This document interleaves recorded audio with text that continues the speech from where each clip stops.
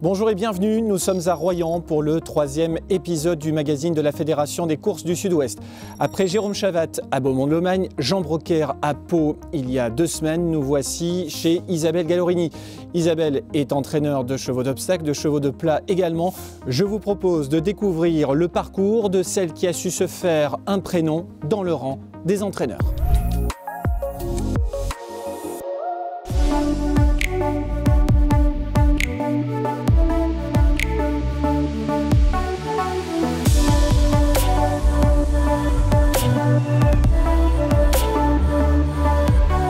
Je m'appelle Isabelle Gallorini, je suis née à Maisons-Laffitte et je suis installée à Royan, enfin à La Palmyre, depuis 1998, donc ça fait 22 ans. Alors pour vous, Isabelle, tout ça, toute cette belle aventure, c'est avant tout une histoire de famille. Vos parents, bien sûr, étaient entraîneurs. Ma mère était entraîneur aussi, elle faisait partie des premières entraîneurs, femmes entraîneurs en obstacle. Elle a eu jusqu'à 40 chevaux à Maisons-Laffitte dans les années 80, donc pour les plus anciens, elle a entraîné Chinko après mon père, en gagnant des belles courses à Hauteuil. Donc oui, moi évidemment je suis née dedans. Mon père s'est installé à Maisons-Laffitte il y a 40 ans. J'ai baigné là-dedans évidemment, monté à poney depuis mes 3 ans, monté à l'entraînement depuis mes 8 ans et voilà.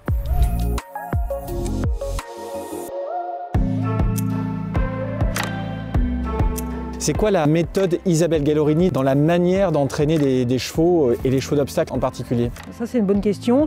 Je pense qu'on travaille comme on est déjà, avec sa personnalité, sa sensibilité et aussi il nous faut des références. Donc les références c'est là où on apprend forcément.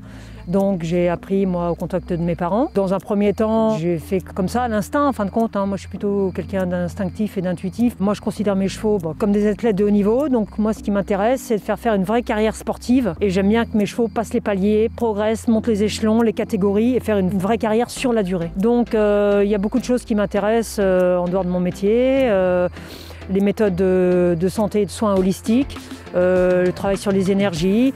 Donc je fais aussi des formations parallèlement avec le temps que j'ai pour apprendre et progresser. Et en attendant d'être au point, je m'entoure de gens compétents avec qui j'ai envie de travailler. Donc concrètement, un ostéopathe qui vient une fois par mois suivre les chevaux. Ils ont un bilan énergétique de shiatsu, donc c'est du travail sur les méridiens, les points d'acupuncture. Ça fait 5000 ans que ça existe, c'est pas nouveau. 3 fois par an. Donc moi j'ai aussi commencé ma formation par là. Formation aussi de massage sportif, dont mon frère est professionnel, puisqu'il fait ça sur les chevaux, les jockeys et les footballeurs au Paris FC. Donc j'ai fait cette formation-là, qui est complémentaire, qui est très intéressante. Tous les athlètes sont massés, que ce soit des footballeurs, des rugbyman. Donc je vois pas pourquoi les chevaux n'y auraient pas droit. Après, chacun fait comme il veut. Mes chevaux en profitent. Maximum de soins naturels, des boues chauffantes, des boues froides, des petites plantes, pour essayer de mettre... Après, ça sert à rien de faire tout et n'importe quoi. Il faut se cibler sur certaines choses, mais les faire bien et à bon escient. C'est ça qui paye et c'est à ce prix-là qu'on a des bons résultats. Alors à la base de votre histoire, Isabelle, de votre histoire d'entraîneur, il y a peut-être un propriétaire qui a compté énormément pour vous. C'est Bartabas, c'est l'écurie Zingaro, c'est peut-être de là finalement que tout est parti, c'est lui qui vous a mis sur la rampe de lancement. Oui, il y en a 2. Il y a Bartabas avec l'écurie Zingaro, qui a été mon premier propriétaire, avec monsieur Poli, Charles Poli, qui est un monsieur aussi qui m'a confié des premiers chevaux. Donc au début, c'était des chevaux un peu en fin de carrière, mais qui avaient eu de la qualité et donc ils m'ont donné ma chance. J'ai gagné des courses avec et puis après j'ai eu des chevaux un peu plus jeunes mais qui étaient un peu juste pour Paris. Et puis j'ai gagné des courses aussi et puis après j'ai eu des meilleurs chevaux, neufs. C'est plus intéressant et plus facile de travailler ensuite avec des chevaux neufs et puis en bonne santé, quoi. Alors être entraîneur, c'est un métier de rêve. Est-ce que vous avez un rêve particulier, une course que vous souhaiteriez gagner par-dessus tout?